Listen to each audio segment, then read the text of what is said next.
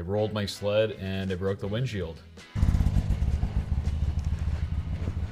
108 PSI. Don't get it right, just get it running. Birthday's coming up, I'm probably gonna ask for more zip ties. There's my zip tie fix. So in the last video, you guys saw me at the tail end of a ride where I rolled my sled and I broke the windshield. I got the windshield all stitched back together and I'll show that to you. I went over the sled and there's only really one other piece of damage that I need to assess. And basically when I fell off the side of the sled, my heated visor cord pulled out. Now thankfully it didn't break the heated visor side on my helmet. It just kind of broke the insulator portion on the plug on the sled end there. I ordered a compression tester from Amazon and that was delivered today. So before I take the snowmobile and park it outside, I'm gonna run a compression test on the engine just to make sure that the cylinders are even, just to kind of check the health on the engine. I don't really suspect that there's any issues with the engine. It's not making any noises, it makes good power, and as long as I don't prime the lines too much and flood it, it starts up right away. Doesn't matter if it's like 2 degrees out or if it's like minus 30. Minus 40 it gets a little bit mad, as you may have seen a couple videos ago. Here's the compression tester that I bought on Amazon. This little tag right here, that's how you know it's very high quality.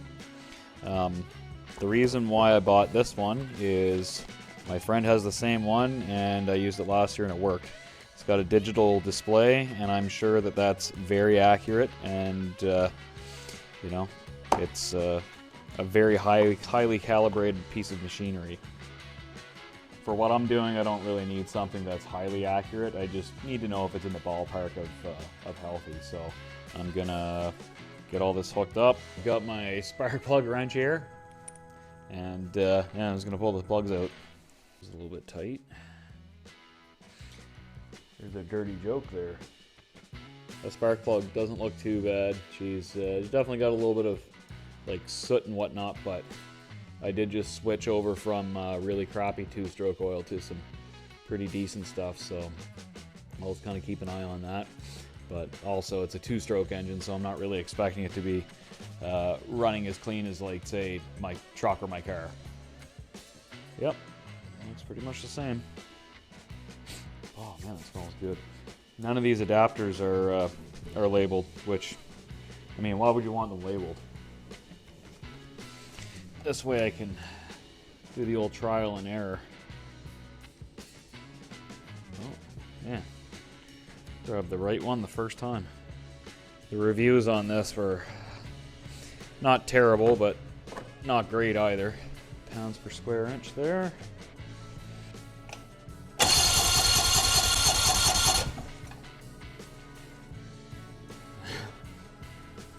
So I've got 108 PSI.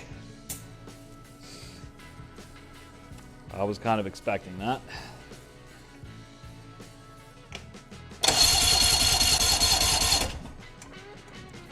Okay, so I got 111 PSI in that one. And so that's less than 10% difference, so that's acceptable. Yeah, this compression tester was on sale for 35 bucks.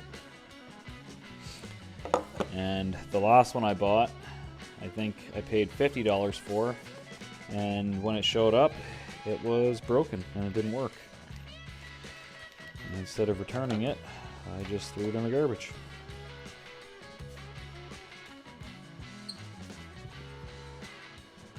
Oh yeah, baby. Time to torque these up. Click, click, torqued. Next, I'm gonna replace my heated visor plug. Ooh, got 2 ends here. This end goes to the battery, and if I lob off this end right here and then splice it onto the new one, then I can just use this quick release harness and I don't need to disturb this. So I think that's what I'm going to do. So maybe what I'll do is I'll just cut the harness, splice this in. Yeah, let's go with the easiest thing. A little snippy here. So for those wires, I actually had like these cool little heat shrink connectors that have like solder built into them. So I just slip those over the wires, hit it with the heat gun and melt them down, and I'll show you what's going on here. Isn't that beautiful? Don't mind the bolt that I have there holding the wires apart. Slip my heat shrink up over those joints. I got black on black and clear on red. And that should be good enough.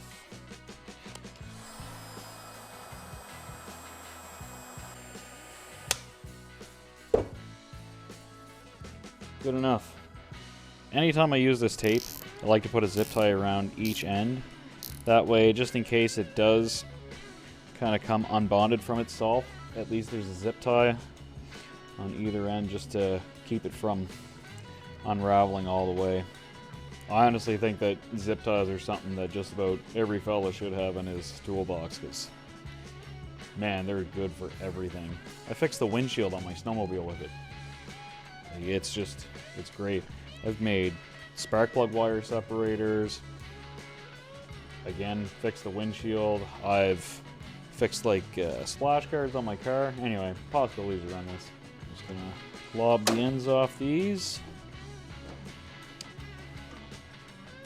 Left my flush cutters over on the sled, but that's okay. We'll just have some nice sharp ends here, so when I try to run my hand underneath the sled, I can cut my fingers open. Pop off this handlebar pad. Leave this down here. Grab the other end. Now this is kind of where it pays off to spend like an extra 5 minutes on something. So now, instead of having just random wires flopping all over the place, looks kind of messy, I can just plug that in. Once I have this this wiring harness all cleaned up, I'm gonna throw the dash pad back, or the handlebar pad back on, and I'm done. And just throw the sled back out in the yard because it's pizza night tonight, and I need to get my car out.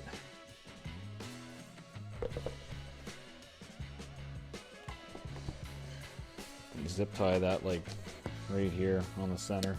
Now, I'm not really too sure how many of you guys remember Roadkill from before Discovery destroyed it, but David Freiberger, one of the hosts there, he said in one of the episodes, "Don't get it right, just get it running," and I thought that was hilarious, but it is true. If you just want to get back out there and enjoy yourself, say you're working on the car that you don't need every day to get to and from work, or like a cheap snowmobile, dirt bike, whatever.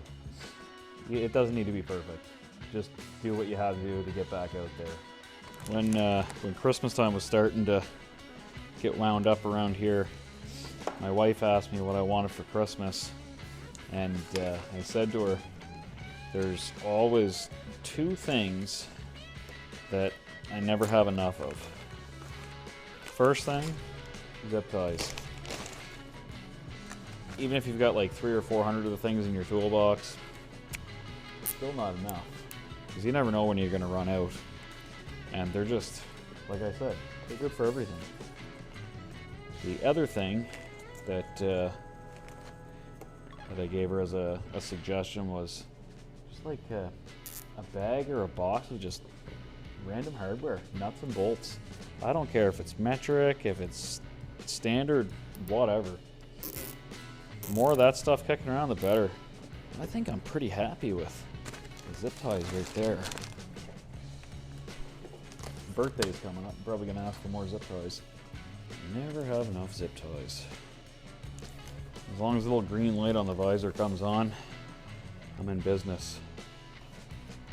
Nice. I gotta Google something that might hurt my feelings. Screw 500 compression. 125 to 130 considered optimal. Readings below 110 psi indicate potential worn rings or cylinder damage, while the two cylinders should be within 10% of each other.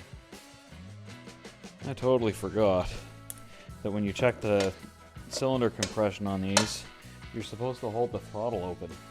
Didn't know that until I watched a couple videos from another YouTuber. I'm talking like I'm a major YouTuber. The Islander. I really like that guy's content. He's from Newfoundland. He's very entertaining, and honestly, I've learned a couple things watching his stuff. So if you haven't watched any of his videos, honestly, I'd check it out. Now this is gonna go one of three ways. Either I'm gonna do this, and the cylinder compression is gonna read higher than what it did, or I'm gonna do it and the cylinder compression is gonna read lower, or I'll do it and there'll be no difference and it won't matter. So we got 113 on that side, 114 psi. It's not perfect, but at least it's above like that danger zone. Now instead of thinking that my engine is on the verge of dying, it's on the verge of being on the verge of dying. I'm trying to figure out what kind of pizza I'm gonna have tonight. I know it's kind of one of those great debate things, but a lot of people don't like pineapple on pizza. Whatever tastes good, order it. I love Hawaiian. You can't go wrong with classic pepperoni and cheese, or there's like spicy buffalo chicken. That's good once in a while, but not if it's a school night. You're gonna end up at work with gas the next day. And depending whether or not you like your coworkers, that might matter, it might not. Airbox back in. There's so much room to just work in here. Spark plugs are hooked back up and tight. I got that wiring's tucked away. This is fixed. Windshield's fixed, I'll show you that in a second. Compression's checked. I think we're good. Close the hood on this bad girl. So this windshield was completely just flopping all over the place, but she was down bad, but you can see I got the old classic cross stitch going on there. It's all zip tied together the whole way there. I drilled a couple holes here and here, and I had some of these plastic fasteners that I ordered on Amazon. So originally I didn't think that I was going to be able to hit that back on without drilling holes here and here, but luckily I had the right size plugs and it wasn't broke down here like it is on this side. So it's not perfect, but it's definitely going to keep the wind off me, unlike last night. Riding home without this windshield at like minus 35 or minus 38, whatever it was when I was heading home, that was miserable. I never want to do that again. Alright, so maybe get this thing out in the yard.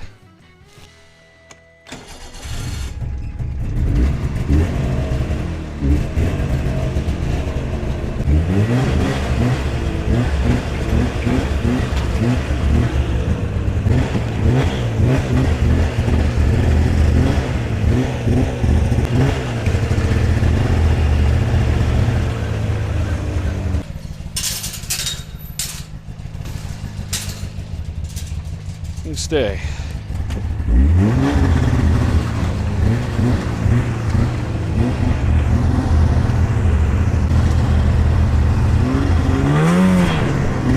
don't know how well you can see it, but there's my zip tie fix, and she seems to be holding, so hopefully it holds the rest of the winter.